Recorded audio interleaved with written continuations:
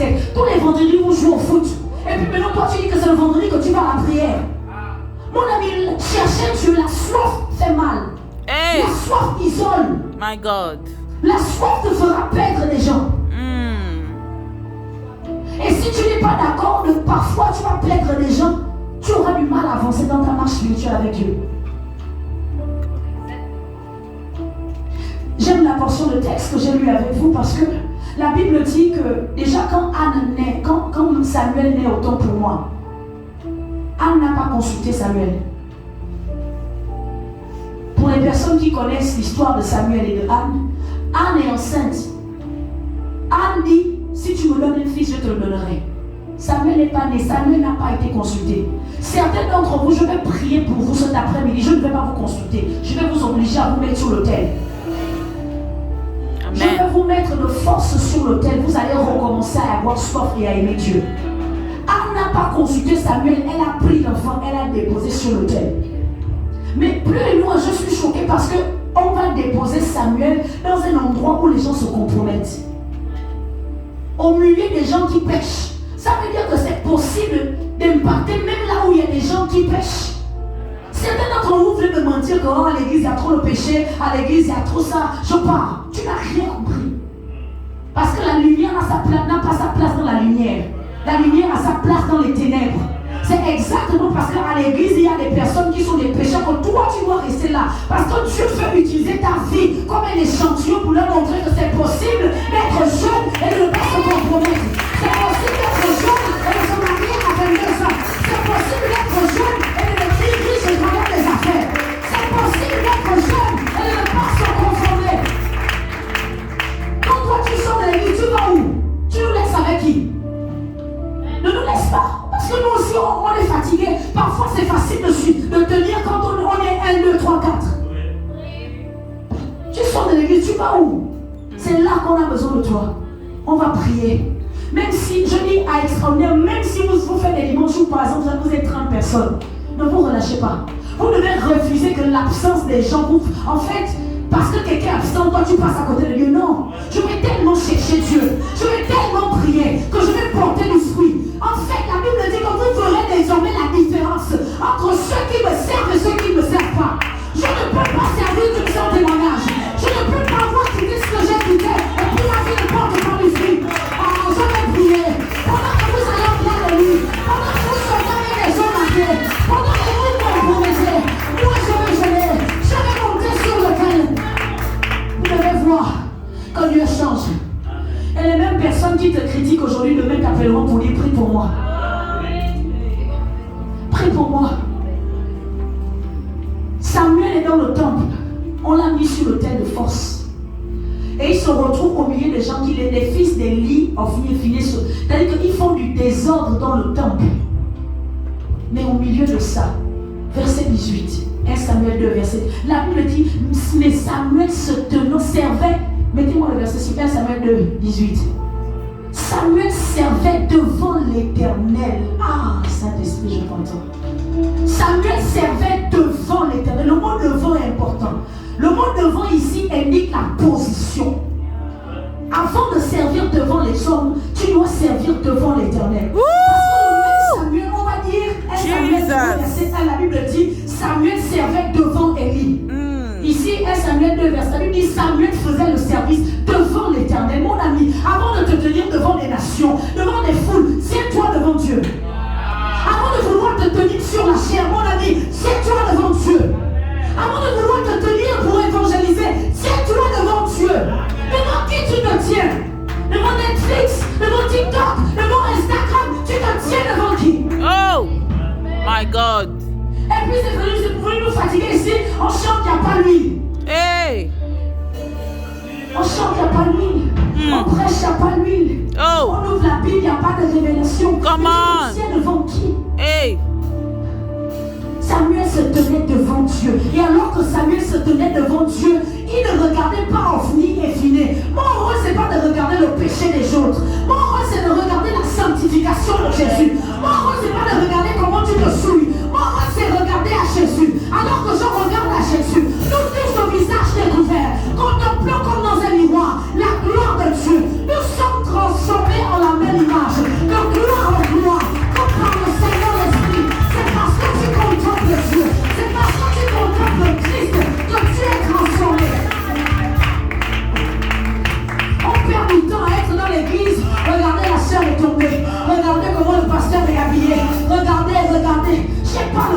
ça. J'ai pas le temps. Je suis tellement préoccupé à me tenir devant Dieu. Je suis tellement préoccupé à me dire, Seigneur, qu'est-ce que tu dis dans cette saison sur ma vie? Qu'est-ce que tu dis dans cette saison sur les Yes. Qu'est-ce que tu dis, Seigneur? Qu'est-ce que tu dis? Comment le réveil doit venir? Comment je dois encore adorer? Qu'est-ce que je dois encore perdre? À quoi est-ce que je dois encore renoncer? Oh! Quelle est la relation que je dois encore sacrifier? Jesus. Ça fait 7 ans que ce gars et toi vous êtes ensemble. Quelqu'un d'autre a fait 2 ans. Quelqu'un d'autre a fait 3 ans que tu es avec cette fille. Mais tu as du mal à aller plus loin avec Dieu. Laisse aller, laisse aller, laisse aller. Laisse aller. Tiens-toi devant Dieu. Samuel servait devant l'Éternel. Avant de servir devant extraordinaire. Peuple extraordinaire, est-ce qu'on peut recommencer à se tenir devant Dieu? Mon ami, nous sommes dans une génération, on ne peut pas se permettre d'être léger. On ne peut plus se permettre d'être superficiel. On a besoin de profondeur. Il faut que lorsque tu te tiens devant dans ta salle de classe, lorsque tu te tiens dans ta famille, dans ton quartier, quand tu dis Jésus est vivant, c'est pas juste que Jésus est vivant. Parce qu'aujourd'hui, les non-chrétiens connaissent les versets. Les non-chrétiens connaissent les versets. Hein? C'est ce qui fait que lorsqu'on leur parle, ah, tu sais, la Bible dit Jésus a changé l'eau en vin, donc pourquoi tu m'empêches de boire? Là, c'est leur verset. Tous les non-chrétiens connaissent ce verset. Un autre va te dire que d'ailleurs, c'est un mariage. Mais écoute, quand le non-chrétien, parce que toi, tu es fils du royaume, tu es capable de monter en esprit. Tu dis oui, Jésus a changé l'eau en vin, mais je ne suis pas dans un débat avec toi. Écoute, pendant que je parle avec toi, Dieu met mon esprit sur ta vie. Je vois que Dieu, parfois, tu tournes au rang. Tu as du mal à avoir des relations saines. Tu commences à prophétiser sur lui. Tu es dans ton esprit. Tu dis, je vois devant ta famille. Les femmes ne se marient pas. Et Dieu me dit que toi, tu vas te marier. C'est pas juste comme un discours. Tu es c'est pas juste un discours. Mais c'est un discours qu'on se le fait de souffle. Tu te tiens devant quelqu'un. Écoute, je ne te connais pas. Mais lorsque Dieu me parle sur toi, Dieu me dit, tu as trop pleuré. C'est la saison de la restauration. Je dis, je te vois servir Dieu à une dimension où même les gens d'entourage ne comprendront pas comment tu as vite grandi. Pendant que les gens sont focalisés sur le fait que tu es belle, Dieu est focalisé sur le fait qu'en toi il y a un trésor. Il y a un trésor que les nations doivent écouter. Il y a un trésor que le monde doit voir. Révèle le potentiel que tu as mis en toi.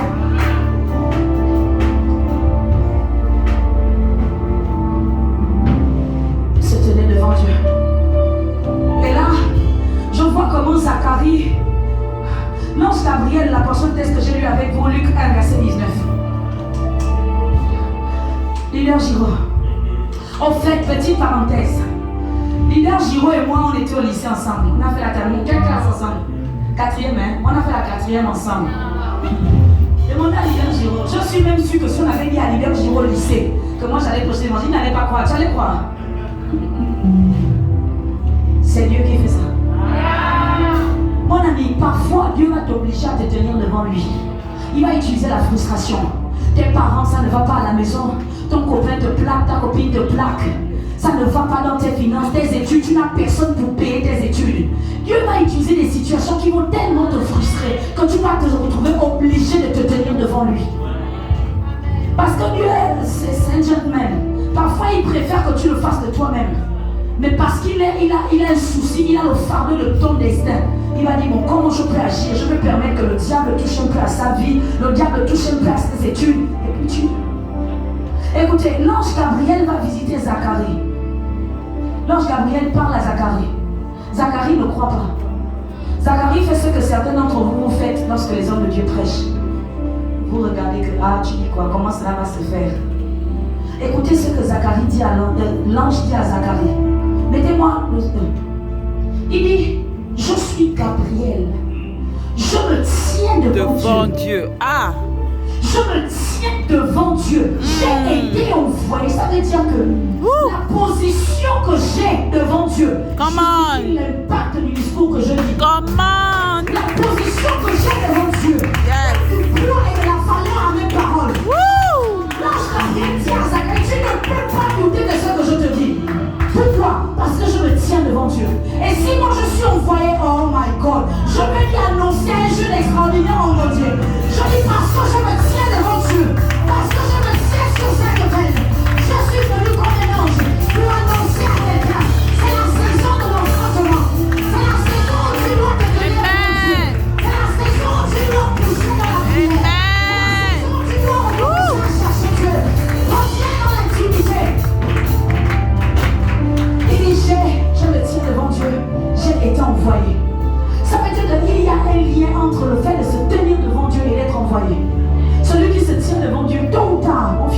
t'envoyer. Wow. On va t'envoyer.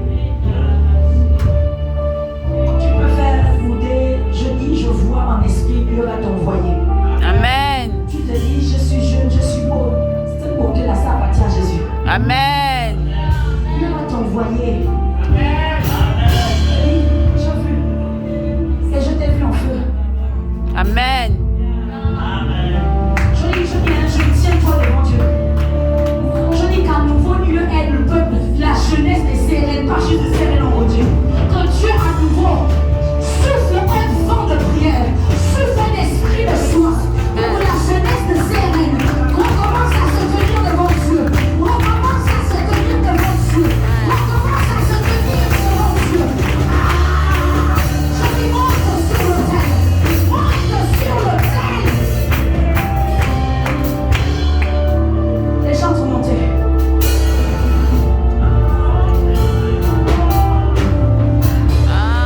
Écoutez, j'ai compris que parfois se tenir